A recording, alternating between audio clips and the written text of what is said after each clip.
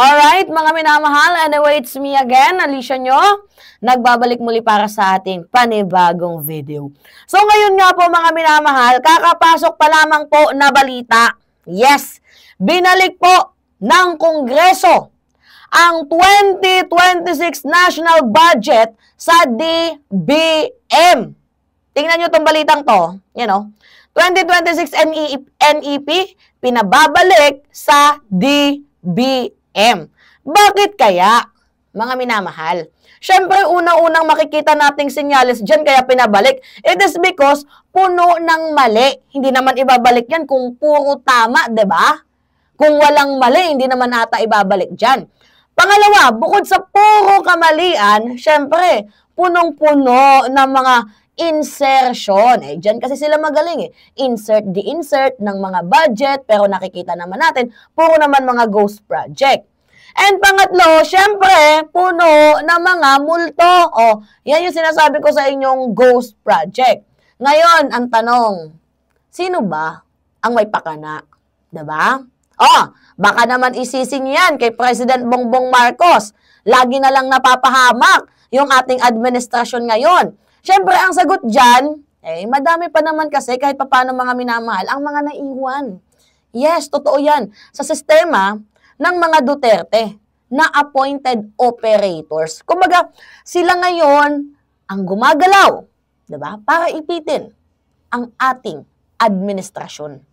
Ganyan po sila kasakim. Ganyan po sila kadesperado para sirain ang image ng ating presidente. Ngayon, pag-usapan natin to, yung sabotage, mga minamahal, na ginagawa ng mga Duterte operators. So, malinaw naman Diba, nakikita ninyo, nung panahon ni former President Duterte, diba, 13,917. Build daw, oo. Diba? Pero ano yung nakita natin? Puro mga ghost project, mga double funding, mga lump sum, diba? Yan yung laman ng mga budget. Ibig sabihin, talagang nandoon yung bulok na sistema ng mga Duterte. Tapos ngayon, syempre yung ating presidente, kumikilos. Ngayon na kumikilos ang ating presidente, sinasabi nila na kasalanan niya ng ating Pangulo. Paano naging kasalanan ng ating Pangulo?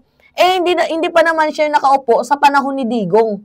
Nagigets ninyo, syempre ang tawag dyan, silent sabotage, diba? Kung si PBBM ang masisira dahil sa palpak na budget, ngayon, ang tanong, sino yung makikinabang dito? Di walang iba, kundi yung mga dating nakaupo and yung nagdisenyo ng sistemang ito, which is itong administrasyon ni former President Duterte. Ngayon, tingnan natin, itong Duterte-style budgeting. Alam ninyo, finlag na sila ng COA. Matagal na. Diba? Alam ng COA yung nangyayari from 2016 to 2021. Panahon ni Duterte, doon lumala yung mga ghost project, yung mga identical flood control project na copy-paste lang. Diba? Mga contractor na kaduda-duda ang mga track record. Katulad nila Diskaya Group at yung Wawaw Builders. Diba na hanggang ngayon, nakikinabang pa din. Tapos ang sisi ninyo sa presidente. Tandaan nyo, mismong si Duterte ang umamin. Yes. Taong 2020, diba? Na rampant ang ghost project. Siya mismong umamin para kunyari ko, mga Pilipino. Pero behind the scene, mukhang siya din ang pumuprotekta at hinahayaan niya lang yung bulok na sistema. So ngayon, natanong, bakit parang tahimik pa din sila? Especially na nga po itong si Mark Villar. Habang ang sisi ninyo sa ating presidente. Diba? Eto. Yung insertion. Sige, pag-usapan natin. Alam din naman ata ninyo, kasi ikinontent ko na before, diba? Na itong si General Torre is natanggal. Akala nga natin yung pagkatanggal niya dahil nga talagang meron siyang nilabag sa loob ng PNP. Malaman-laman natin na natanggal siya dahil hindi niya pinirmahan yung 8 billion firearms.